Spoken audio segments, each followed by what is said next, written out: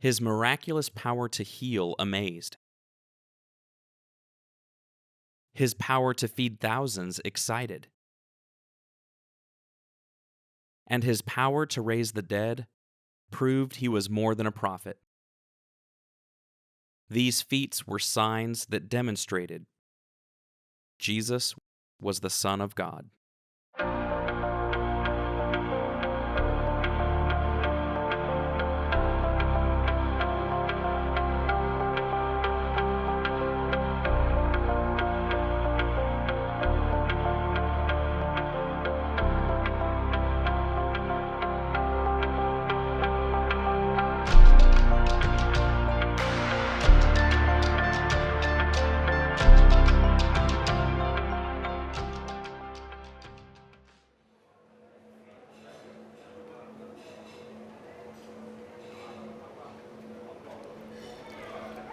There have always been people who claim to be able to perform miracles. But when Jesus started performing his miracles, they were so numerous and the quality was just so impressive. And when I read about those miracles, I get a certain picture in my head. My mind fills in the blanks with what's familiar to me. As we read through the Bible, a lot of us have preconceived ideas about these locations or how these events actually took place. By traveling around, I think that going to a lot of these places will clear up a number of those misconceptions. It's important to remember that Jesus' official ministry really kicked off with a very simple but potent miracle in Cana, where Jesus turns the water into wine. And from that point onward, the miracles increase in intensity, and what he's doing is so different from what anyone else claims to be able to do. The crowds just continue to grow.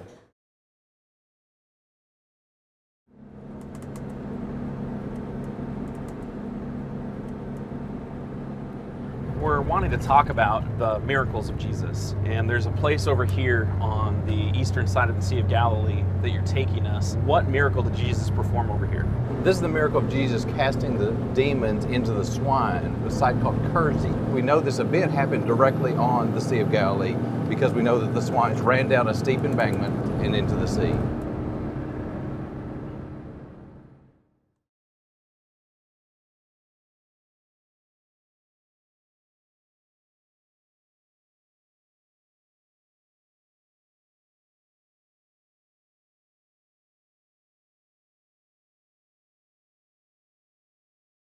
Jeremy, we've come to the eastern side of the Sea of Galilee and we've kind of climbed the hill a little bit. And I did that because I wanted us to read a passage. They came to the other side of the sea, the country of the Gerasenes. And when Jesus had stepped out of the boat, immediately there met him out of the tombs a man with an unclean spirit. And of course we know this story as the story in which Jesus has compassion on this gentleman and heals him of his demons. Now, this is a really famous story. This is the man that is possessed by Legion, and the other gospel accounts let us know that there were 2 men that were healed that day. It was during that trip over here from Capernaum when Jesus calmed the storm. And as soon as he finished healing this man, they asked him to leave, and so he sailed right back. He came over here for 2 Gentile men across a stormy sea, which I think speaks a lot to the compassion of Jesus. We know that he cast the demons out of the man and into a herd of pigs, and the herd, numbering about 2,000, rushed down the steep bank into the sea and drowned into the sea. And of course you can kind of picture that whole story happening right here. It's not just a cliff that goes to the edge of the water. There was a considerable distance, at least a few hundred yards, between the bottom of the embankment and the water's edge. That just changes how I've always imagined that.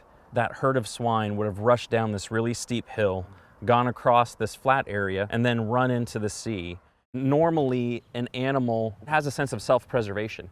And so even though it may have survived running down a steep embankment, it would have stopped in the plain, but these thousands of pigs didn't, which further attests to the fact that there was something controlling them other than themselves. Jesus performed signs that demonstrated that he was from God, that he had control over everything and everyone, even spiritual forces like demons. You know, the details at the beginning of Mark's account of this event are really helpful because they let us know the desperate condition that this man was in. He was separated from his family. He was living in the graveyard. He was basically living as a dead person. He was out of his mind, out of control. He was hurting himself, showing these signs of deep distress. And Jesus takes care of all of those things. So when the people come back out, he's sitting, he's clothed, he's in his right mind. It would have been a startling and a shocking sight for the people to come out of town and to see the aftermath of those animals drowning and to see someone who they had tried to help for so long, finally healthy and in his right mind. And something that's emphasized down through the text is the begging that takes place. When Jesus gets there and Legion recognizes Jesus, he begs Jesus to spare him. And then later on, you have the townspeople begging Jesus to leave them because they're afraid of him. And then you have the man who's been healed begging to go with Jesus, the man who's finally helped him. And I think what Mark is trying to help us do in that chapter is to challenge us with how are we going to respond? Are we going to be so afraid of him that we beg him to leave like they did? Or are we going to respond as the healed man and beg to stay close to him because of what he does for us?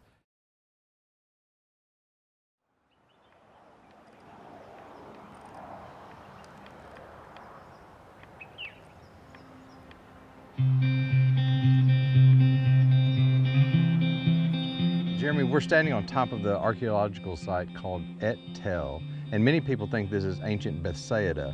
Now, there's a number of different places that could be Bethsaida. In fact, there's one right down in the valley that they're digging on right now. We came up here because I wanted to read a passage to you, and it says, "On their return, the apostles told him all that they had done, and he took them and withdrew apart to a town called Bethsaida." And this is the beginning of the account of Jesus feeding the 5,000. And that probably took place right here in this plain of Bethsaida, just down below the hill where we are now. Now, it's helpful to put that feeding in context. The disciples had come back to tell him all that they had done. They had been sent out on that limited commission.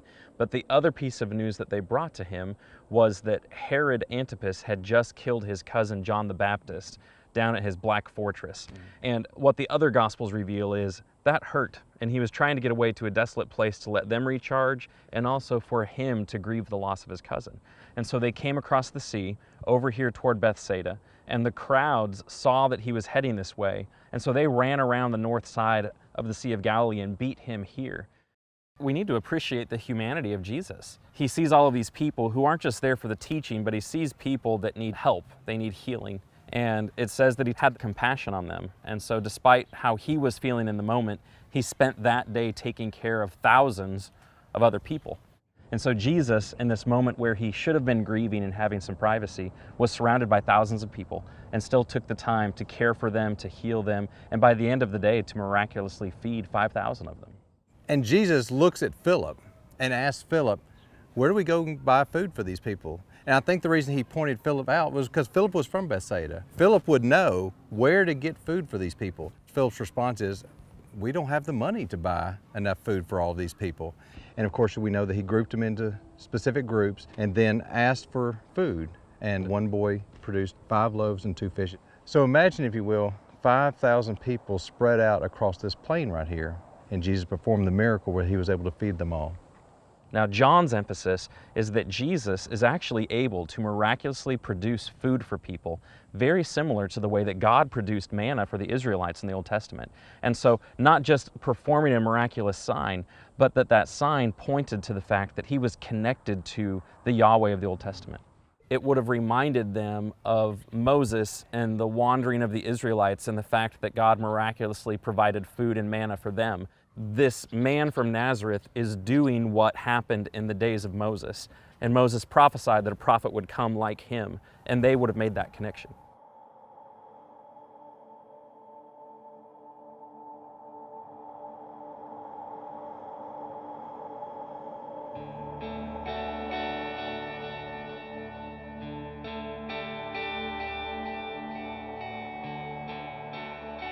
After Jesus was rejected at Nazareth, he moved to Capernaum and really set up this city as kind of his home base for his ministry in this area. A lot of the miracles that are recorded in the gospel either took place here or just outside of here. When he walked across the Sea of Galilee at night, he was coming from the opposite side of the sea, coming toward Capernaum. And if he hadn't intercepted the boat, he would have passed by them and come here to this harbor. We mentioned the casting out of the demons into the swine. Well, that started here and stopped here. He took off from Capernaum, and then when he came back to Capernaum. Capernaum was a small village on the northern shore of the Sea of Galilee. Probably had a few hundred people in it. And given the miracles that are recorded for us in the Gospels of all the things that Jesus did there, obviously he would have been well known in the community. Anytime he came to Capernaum, people would have known about it. Now, there are a lot of miracles that we could talk about, but there's one that I think is extra special. It's over in Luke chapter 8. And as Jesus is coming into town, Jairus, the ruler of the synagogue, has a daughter across town who is very, very ill. And so he sends word asking for Jesus to get to him and try to help his daughter. And as he comes through town, crowds start to surround him. And in the midst of all of that is when a woman who has had a flow of blood for 12 years and has been spending all of her livelihood, gone to all of these doctors to try to take care of that, comes up to Jesus and she just touches the edge of Jesus' garment. And as soon as she does that, she feels within herself that she's been healed. And Jesus stops and makes a comment about it and gives her opportunity to acknowledge what she's done. And in that interlude, the ruler's daughter actually dies. And by the time he gets there, the mourners are already there. But of course he goes in and he raises her.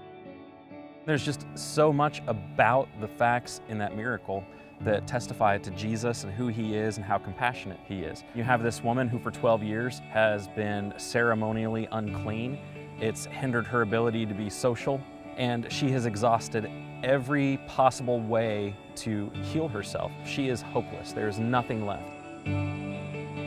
She's so desperate that she's willing to try to sneak a miracle from Jesus because her condition is such that it's a very delicate matter. And what Jesus does at first glance seems kind of cruel. He draws attention to her. It says the crowd was kind of jostling him and he asks, "Who touched me?" And his disciples are a little indignant. There are all these people. What do you mean, who touched you? When he mentions it again, she comes forward. She tells him everything that happened and he says, "Go in peace, your faith has made you well." And what he did, you think about her situation. If she had left that crowd without Jesus having done that, she would have felt like she had stolen something from God. And she wouldn't have been as apt to have shared the news about it, and she would have felt guilt over that. Instead, Jesus provided her an opportunity to be open and to come clean about it and to be more public with it and walk away feeling like she had been granted a gift, not that she had taken anything. The way that he interacted with her was so compassionate. There's just so many details. I always think about that miracle when I think about Capernaum. Unfortunately, after him living there and doing so much, Capernaum is one of the towns that he pronounces a woe on when he's done with his ministry because it says they didn't believe, which is just so shocking to think, look at all that he said and all that he did in that spot, and the town didn't believe. And I think that's a warning to us that we need to pay attention, and we need to make sure that we pay attention to what Jesus says and what he does so that we don't end up with the same woe pronounced upon us.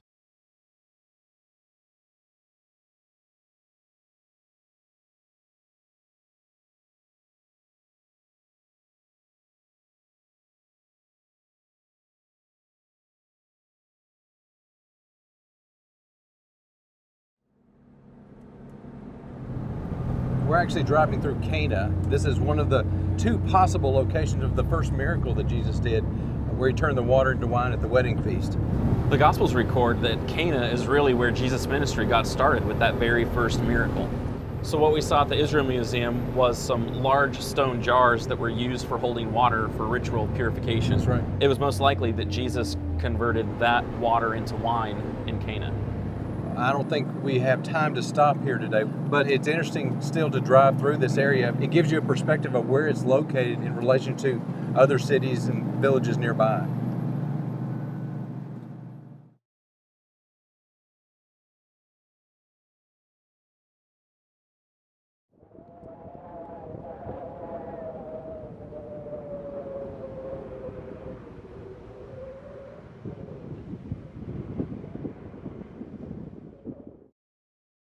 Visiting ancient Jericho, I really enjoyed going there because you get a different perspective of the city. We hear about Jericho a number of times in the Bible. Outside of Jerusalem and maybe one or two other cities, it's mentioned more times than any other city in the Bible.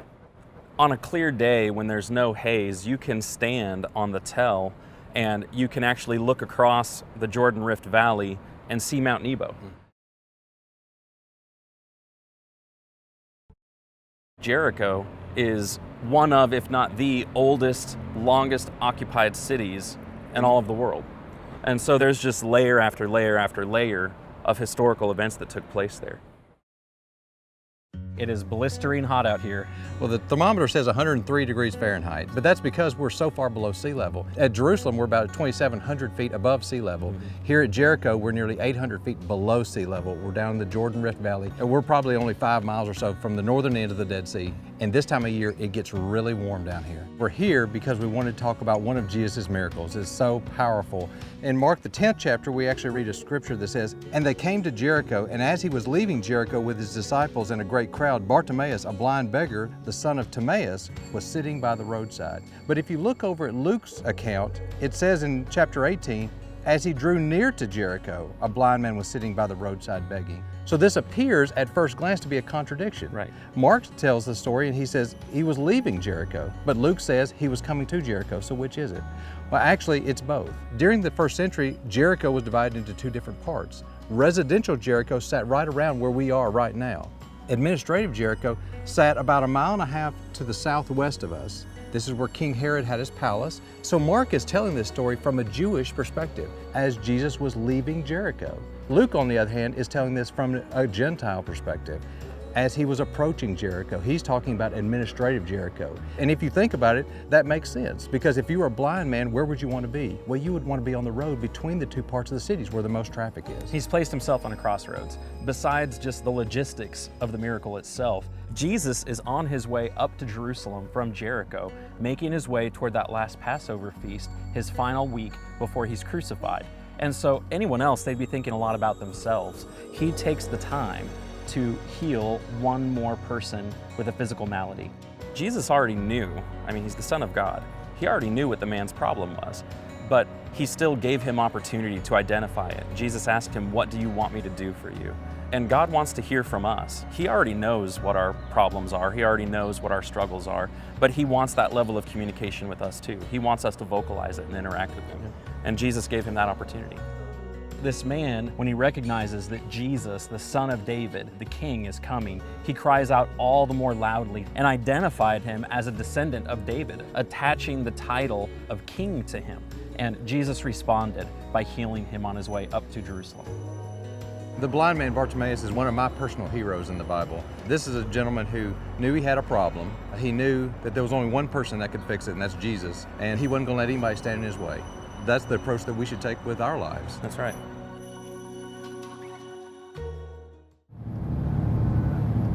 There's a wonderful story of Jesus having compassion on a blind man in John the 9th chapter, in which he tells the man to go down to the pool of Siloam and wash his eyes. It's just a beautiful place, and I just love the story.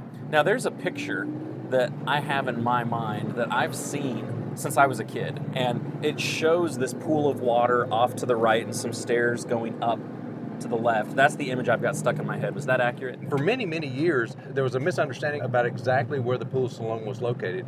This is actually the picture that you've seen. This is a picture of a pool that sat underneath a Byzantine church built around the 4th or 5th century.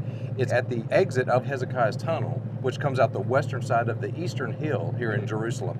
And it wasn't until recently that they found the real pool of Siloam. They found it while doing some excavations. They were digging for a sewage line in town, and what they found was a 1st century Roman Herodian style pool, and it was in the right area, so they knew they'd finally found the pool of Siloam. During one of Jesus' trips to Jerusalem, his disciples saw a blind man and had the question, who sinned, this blind man or his parents, that he's blind? And Jesus, in answering their question, actually bent down, spit in some clay, rubbed it on the man's eyes, and sent him to wash. Now, where that miracle took place was somewhere in between here and there. Where are we walking? We are on a 1st century road that leads from the Temple Mount area behind us all the way down to the Pool of Siloam. We're about 15 or 20 feet underground, but they have excavated this just within the last couple years. And after he would have washed and realized that he was miraculously healed, he likely would have gone back to the temple. And it's possible he would have come back up this exact same road. This would have been the main road between the Pool of Siloam and the Temple Mount. As you get closer to the Pool of Siloam, they've uncovered more of the width of the road. So it's actually much wider in the 1st century than it is when we were walking on it. So if you can picture it, at least 6, 7, 8 times wider than what we actually see. And this was a major thoroughfare going through town. This is a beautiful artist representation of what the Pool of Siloam would have looked like in the 1st century. The pool is so much larger than I imagined it to be. I mean, it's almost the size of a swimming pool. Yeah. During the first century, especially among the Jewish people, there was a practice of ritual bathing before you did anything of a religious nature. And so there were a number of these pools or mikvahs around the area. And sometimes they were much larger, like the Pool of Siloam. And so this pool would have been a pool that people would have gone to go through the practice of ritual bathing before they went up to the temple. Barry, we've come out of the tunnel, and we look to be on some steps. So I'm assuming we've reached the Pool of Siloam. We have. This is an active dig site. They're still digging here. They're still doing a little construction here. They've only actually exposed one side of it. And what you have is the typical Herodian style with step, step, step, flat area, and another few steps, another flat area. The rest of the Pool of Siloam, probably 90% of it, actually sits behind us, but it's on private property. And that's good and bad. It's bad in the fact that we can't see it, but it's good in the fact that we know it's there and it's protected. This pool, which is mentioned over in John 9 with the healing of the blind man, is a significant part of that event. You have this man who's been born blind, and they want to know whose fault was that? Was it his parents, or did he do something? Really similar to the question that Job's friends asked him in the Old Testament. Is there such a thing as innocent suffering? Is all suffering a direct result of someone's personal guilt? And Jesus' answer was no. It wasn't a result of him sinning. It wasn't a result of his parents sinning. We live in a world that's been broken by sin. And as a result of that, people get sick, there's disease, we see death, we see natural disasters. So it answers that question. I don't always suffer because of a direct result of my own personal sin. But I live in a world where it has been cursed. And even in the midst of that, God is able to be glorified in how we respond to that innocent suffering. It's a rich, rich text. It's powerful to think about, what did he see for the first time? As he came down to this pool and washed that clay away, all of a sudden he was able to see when for his entire life that was not possible. The rest of the chapter is just how everyone in this man's circle responds to the fact that he can see now. His neighbors have questions about it. The religious authorities have questions about it. They bring his parents in to ask them questions about it. And by the time you get to the end of the text, the point that John is making from the sign of the miracle, because all of the miracles were signs, this man who had physically been born blind was the one who spiritually saw Jesus for who he was, a righteous man who was able to work miracles. And the religious leaders who had physical sight were spiritually blind. They weren't able to recognize Jesus for who he was. So at the end of the chapter, they've rejected Jesus as the Son of God, and it's the blind man who's wanting to follow him. I love visiting the Pool of Siloam. Jesus has such compassion on people. To me, it's a vivid reminder of the love that Jesus has for everyone. Not only this blind man in the first century, but for me as well.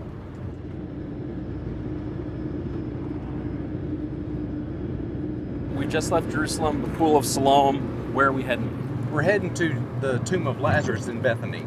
This is a pretty significant miracle. I mean, he personally knows the people involved. The story even tells about how he wept. This was someone very close to him, but he used the opportunity to show the power of God in doing what he did. Have you been there before? I actually haven't been there before, so I'm looking forward to being there, but I've seen a number of pictures and a number of videos about it. We're probably going to have to get down on our hands and knees and crawl a little bit. And it's going to be dimly lit, low clearance, and it should be a real adventure. I'm looking forward to being there.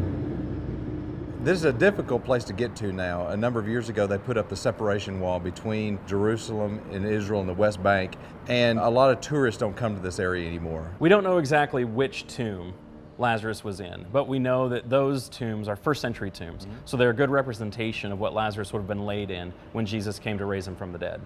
When Jesus heard it, he said, "This illness does not lead to death. It's for the glory of God, so that the Son of God may be glorified through it."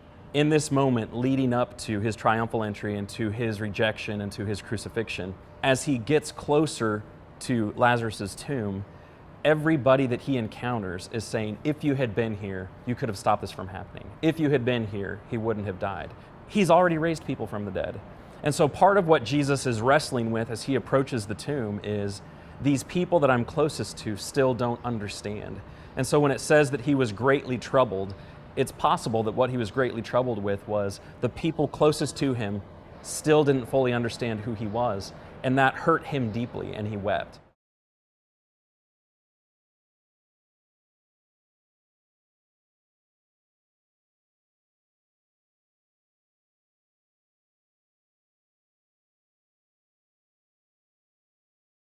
When you get into the vestibule, there's a rectangular opening in the floor that gives you access to just 2 or 3 stairs, and then you have to get on your hands and knees and crawl into the actual tomb area itself.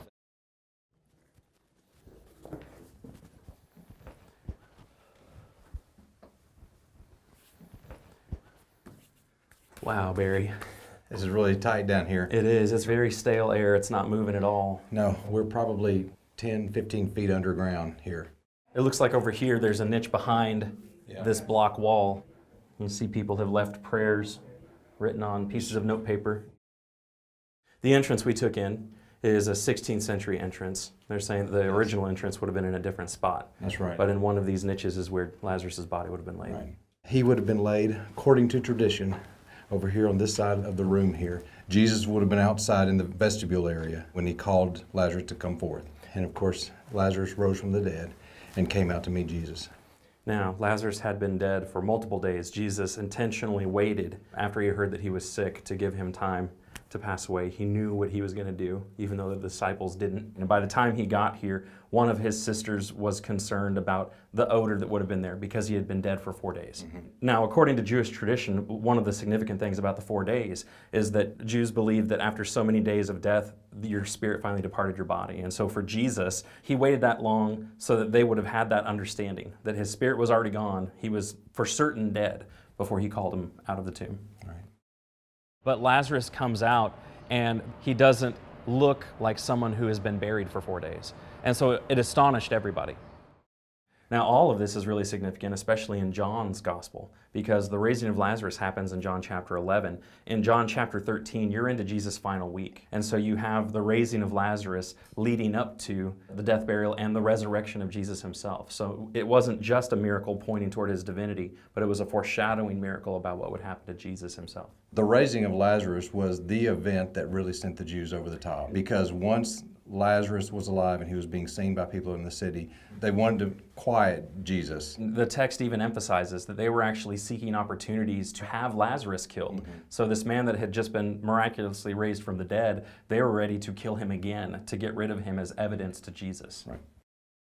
And Jesus lifted up his eyes and said, "Father, I thank you that you have heard me. I knew that you always hear me, but I said this on account of the people standing around, that they may believe that you sent me."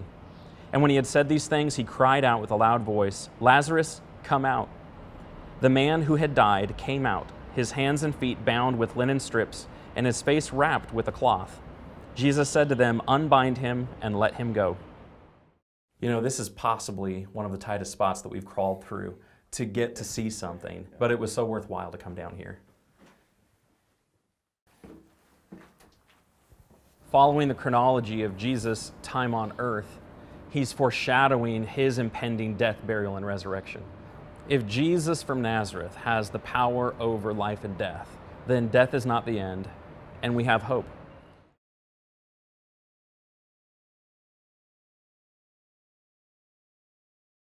After John the Baptist was arrested by Herod Antipas, he sent some of his disciples to Jesus with an interesting question. In Luke chapter 7 and verse 20, it says, "When the men had come to him, they said, 'John the Baptist has sent us to you, saying, Are you the one who is to come, or shall we look for another?' In that hour he healed many people of diseases and plagues and evil spirits, and on many who were blind he bestowed sight. And he answered them, 'Go and tell John what you have seen and heard. The blind receive their sight, the lame walk, lepers are cleansed, and the deaf hear.